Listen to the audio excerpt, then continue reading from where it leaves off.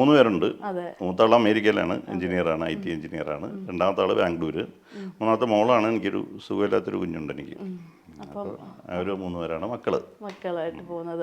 അപ്പോൾ നമ്മളിങ്ങനെ ഇടയ്ക്ക് വെച്ചിട്ട് കുറച്ച് ന്യൂസസ് ഒക്കെ ഇങ്ങനെ ഞങ്ങളിപ്പോൾ ഒന്ന് സെപ്പറേറ്റഡ് ആയിട്ടിരിക്കുകയാണ്. ആയിട്ടില്ല. സെപ്പറേറ്റഡ് അതെ, ആയിട്ടിരിക്കുകയാണ്.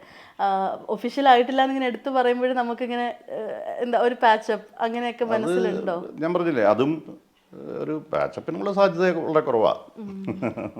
നമ്മളിങ്ങനെ കാണുമ്പോഴും പ്രണയിച്ച് സ്നേഹിച്ച് ഒരുപാട് അതെ, അത് പറഞ്ഞിട്ട് കാര്യമില്ല. ഇപ്പം എത്ര പേരുണ്ട് ഇതിനേക്കാളും പ്രണയിച്ച ആൾക്കാർ എത്ര പേര് പിരിയുന്നു. ഇപ്പം എനിക്ക് പരിചയമുള്ളവർ എത്രയോ പേരുണ്ട്.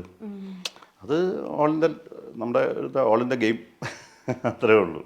ഇപ്പോൾ അത് പിന്നെ ഒരു ഫാഷനായല്ലോ. ഇപ്പോൾ ഫാമിലി കോട്ട് എന്ന് പറയുന്നത് അവിടെ ചെല്ലുമ്പോഴേ അറിയുള്ളൂ ഫാമിലി കോർട്ടിൽ പോകുന്നതിൻ്റെ ബുദ്ധിമുട്ട്. അവിടെ ആയിരക്കണക്കിന് കേസാണ് ഒരു ദിവസം. ജഡ്ജ് തലവേദന എടുത്തിരിക്കണതാണ് ചില സമയത്ത്. അത്രയും കേസുകളാണ്. പിന്നെ ഈ പറഞ്ഞ പോലെ ആരും ഇപ്പം സെപ്പറേറ്റഡ് ആയ ആൾക്കാർ ഒരിക്കലും പരസ്പരം നല്ലത് പറയില്ലല്ലോ. നല്ലതായിരുന്നു പക്ഷേ പറ്റുമെന്ന് പറയാൻ പറ്റില്ലല്ലോ. പരസ്പരം അതിനകത്ത് കോർട്ട് റൂമിനകത്ത് മുഴുവൻ ബ്ലെയിമിങ്ങും അങ്ങോട്ടും ഇങ്ങോട്ടും പരസ്പരം ചെളി വാരി എറിയുക മാത്രമേ ഉള്ളൂ. അതൊരു മടിയാണ് സത്യം പറഞ്ഞാൽ അതും അങ്ങോട്ട് പോകാൻ.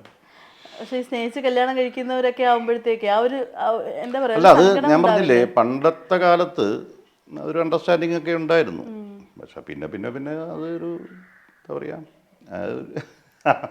കാലഘട്ടം മാറുമ്പോൾ ഓരോരുത്തരുടെ മനസ്ഥിതിയും കാര്യങ്ങളൊക്കെ മാറുകയല്ലേ.